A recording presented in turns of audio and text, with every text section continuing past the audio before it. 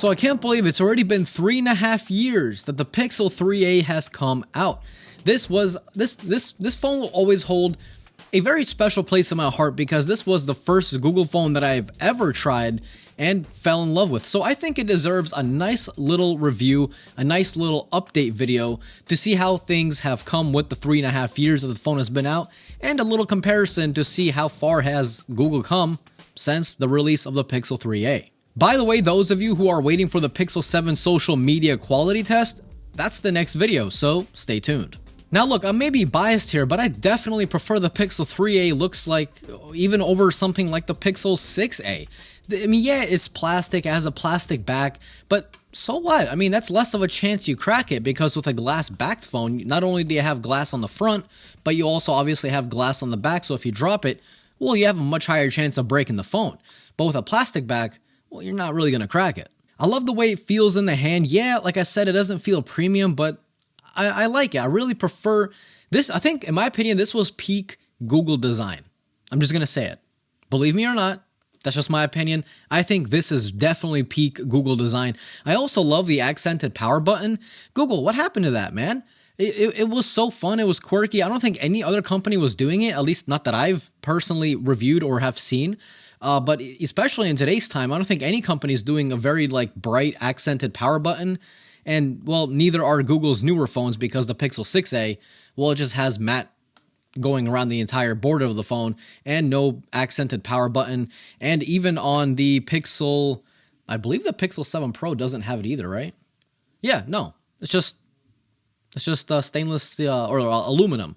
So I kind of miss that design of Google trying to be kind of fun and just unique. I really do miss those accented power buttons. Now, as someone that's used the Pixel 6a, the Pixel 7 Pro, and my Pixel 7, which is on the couch right there, the biggest difference I noticed from using all those phones and then going back to the Pixel 3a is the actual screen. Now, the screen itself is amazing. It's an AMOLED display, which for almost 4 years ago is not that bad. I mean, even iPhones back then didn't have AMOLED displays, I'm pretty sure. But it's not the quality of the display, it's the brightness. It's really dim. I almost forgot how dim this phone is.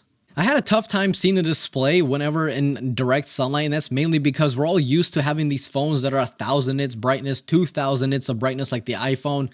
And, well, the Pixel 3a has just 350 nits of brightness, which is super, super low. But when you're indoors, oh, perfect. Now, speaking of the screen, the bezels. Now, as you guys see, this is definitely not a modern looking phone. Definitely not a phone that came out in 2022 or not even 2021 or 2020. But I don't care. Listen, I don't know what it is. I don't know why people love bezel-less phones. Not only is it just super uncomfortable to use, I mean, my God, it is really not comfortable to use a bezel-less phone. I don't care what anyone says. You need a case to use a bezel-less phone. This phone, look, after I unboxed it, I'm just being honest, after I unboxed it, I totally forgot that the bezels were even there about an hour after I was using the phone. I just didn't really care. It's a comfortable phone to use without a case. If you guys ever wanted to use a phone without a case, this phone right here. Yeah, it has bezels. So what? They're uniform. Top bezel, same size as bottom bezel. Side bezels are the exact same size. It's a good looking phone. I mean, look. I think it looks good on camera, right? Looks good. Thumbnail, maybe? Yeah. No, I'm kidding. I'm not ever going to do that. Now, the one thing that hasn't really changed is the photo quality. Now, of course, there's no ultra-wide lens. There's no telephoto lens. There's just one camera. But the actual quality of it, the HDR, the colors, my God, it looks good. In fact, it fooled a lot of you guys on Twitter. I posted a photo on Twitter comparing the Pixel 3a to the Pixel 7. And a lot of people were like, what? Where's the difference? Of course, once you zoom in and pixel peep, you'll notice the differences. But, when you're posting to social media, you can easily be fooled into thinking the photos come from a modern flagship phone. In 2022, you'd be hard-pressed to find a phone near $100 that takes similar looking photos. And that just goes to show how well this little budget phone holds up 3.5 years later. Now, the video quality, on the other hand, is something that doesn't look good at all. Let's just be honest. Back then, I don't think any Pixels had great video quality, but, it does take video and, well, yeah, there you go. It takes video. Moving on. Now, the one thing that has not really aged all that well is the processor and RAM. Now, see, this phone had the Snapdragon 670 with 4 gigabytes of RAM. Now, in 2020 or in 2019, when this phone came out, it wasn't that bad. It was pretty good. It was smooth. It was solid. I had no issues because I actually did a review of this phone 3.5 years ago when I first got it. So if you guys want, you can go check out my first impressions from 3.5 years ago, and you'll see that I loved this phone. In today's time, it especially with Android 12, because when I unboxed this phone, it had Android 11 on it, and it was blazing fast. I mean, for a budget phone, it was pretty darn quick. But once I downloaded Android 12, that's where things were like, uh-oh, I probably shouldn't have done that. Android 12 does make this phone lag and stutter just a little bit. It's not a deal breaker because I've been using this phone for 2 weeks now alongside my my iPhone that I'm actually recording with. So I didn't have any issues using it, but it's just something that you will notice if you still have this phone, or maybe you're thinking about picking this phone up just for the cameras. Because like I said, man, you would be hard pressed to buy a phone for around $100 that will take photos as good as this phone.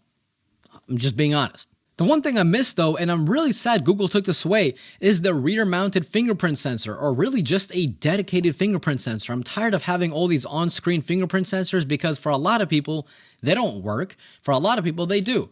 But this one, it just always works, and it works super quick even today. Watch. Boom.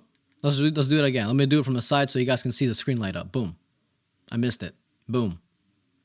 It works every single time. Not only that though, it added a really cool software feature where if you run your finger down, you can get to the notification shade, and then you just run your finger back up and it disappears. It goes right back up. That is super cool, especially for one-handed use. I'm telling you guys,